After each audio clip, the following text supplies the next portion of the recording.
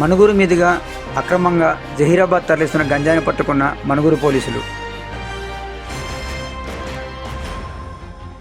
పట్టుకున్న గంజాయి విలువ 1,19,30,000 రూపాయలు. 5 నిందితులు అరెస్ట్ చేసి రిమాండ్కి తరలించిన పోలీసులు.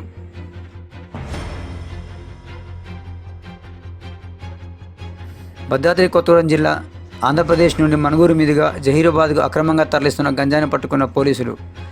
ఈ సందర్భంగా మణుగూరు పోలీస్ స్టేషన్లో ఏర్పరిచిన విలేకరుల సమావేశంలో మణుగూరు SHO సతీష్ కుమార్ వివరాలు వెల్లడించారు. ప్రసాద్కి మధ్యాహ్న సమయంలో ఇన్ఫర్మేషన్ వచ్చింది.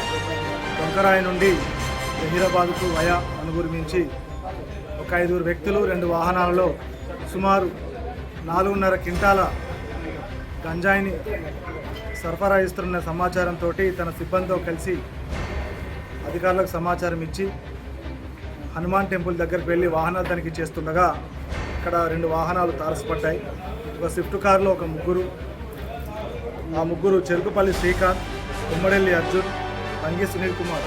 ఈ ముగ్గురు కూడా కారులో పైలట్ వస్తుండగా వెనకాల అశోక్ లేలాండ్ వెహికల్లో రాయకంటి నాగరాజు, ఎజ్జు సృజన్ వీరిరువురు కూడా సుమారు 239 కేజీల 239 ప్యాకెట్లు, 2 కేజీల ప్యాకెట్లు, 477 కేజీల గంజాయిని ట్రాన్స్పోర్ట్ చేస్తుండగా పట్టుకోవడం జరిగింది.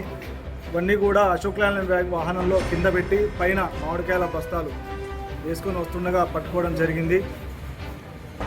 వీరు 5 కలిసి డొంకరాయి సమీపంలో రవి, మధు, ఉపేందర్ మరియు పంగి గురు అనే 4 వ్యక్తుల దగ్గర నుంచి కొనుగోలు చేసి జహీరాబాద్లో అర్జున్ మరియు కిరణ్లకు అప్పజెప్పడం కోసం తీసుకుని వెళ్తుండగా పట్టుకోవడం జరిగింది.